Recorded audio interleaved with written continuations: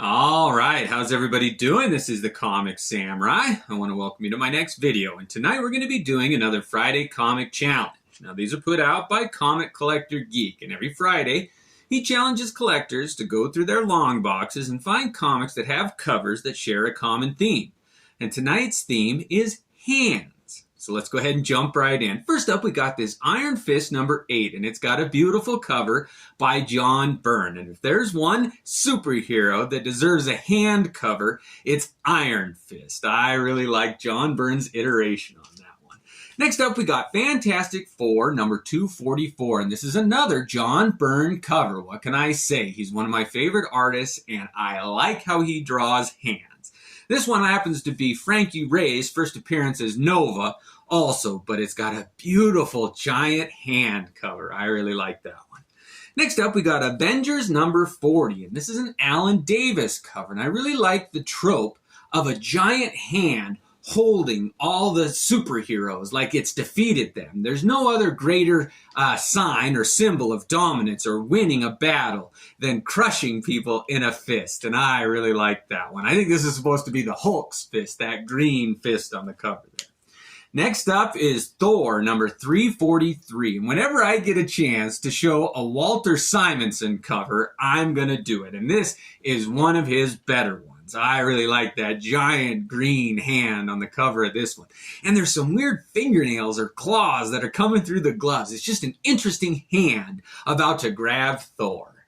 Next up, we got Savage Dragon number 42, and this is an Erik Larsen cover. And I wanted to go through and find some of the hot artists and show how they drew hands and how different artists just interpret the drawing of a hand. It's one of my favorite things on a cover, and I like Erik Larsen's take. He's one of my favorites, and this Savage Dragon, oh, they were such a good read. But that image of the giant villain holding all the good guys in his hand, I like that one. And the best one that has that trope, in my opinion, is XMen number 243, and this is one of the last issues of Inferno. It was getting towards the end. The story's getting good. You're out what the story of Inferno's about and how it's affecting the Earth and the heroes.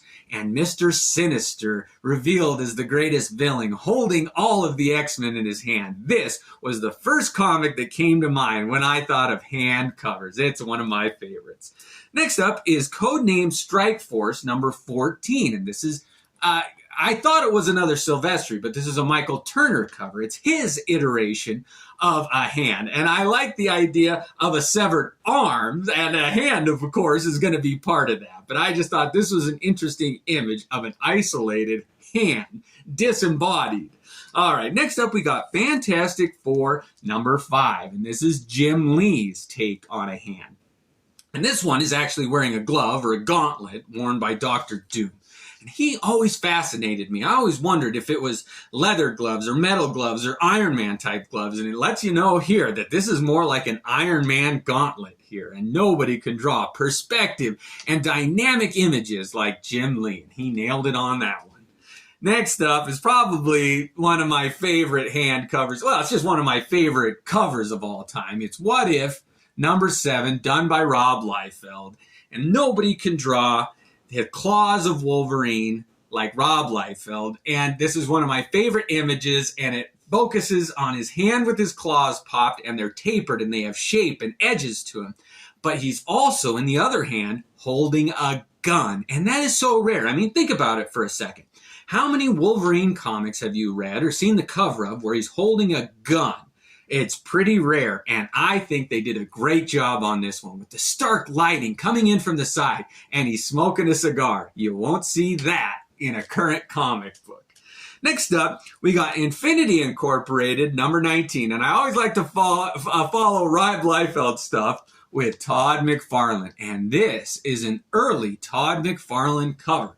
He drew this cover where somebody is working the puppet strings of the other characters, and that's such a great symbol on covers. I know that the Fantastic Four had the Puppet Master, Alicia Master's dad, and they do that kind of stuff all the time, but he was so creepy looking with a bald hair and like those girly eyelashes. Anyway, this was a Todd McFarlane one where he's pulling the strings, and I like that one. We're going to do another Todd McFarlane here, and this is Spawn number 23. I was going to show Spawn #1, but everybody's seen that one where he's got his hand glowing. And I thought this one was another iteration of Todd McFarlane's hands. And it's just an interesting take on it. It's a little later in the run, so Spawn doesn't have his mask on in this one. So you get to see how wrinkled and burned and disfigured he is. And it's a little more horrific than that famous #1, but it's just as good in my opinion. Next up is Amazing Spider-Man #303. And this is the Todd McFarlane cover that features a hand that is the most underrated, in my opinion. I just don't think that this comic book gets enough praise. With Sandman versus Spider-Man and Silver Sable, and it's a good story, and it's kind of Sandman trying to become a good guy, but I just love Todd McFarlane's take on Sandman and how he can warp his body and make it become weapons and different things. And in this one of them's just a giant hand about to crush Spider-Man. Oh, I like that.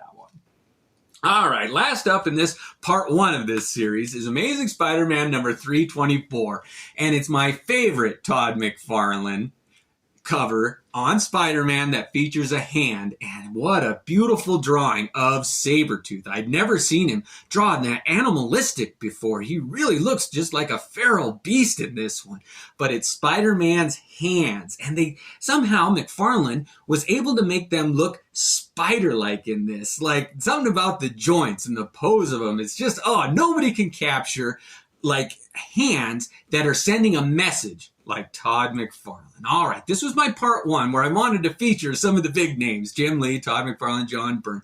Part 2 is going to be my unknown hand covers. These are comics that you haven't probably seen before, but they feature hands. So join me in the next one.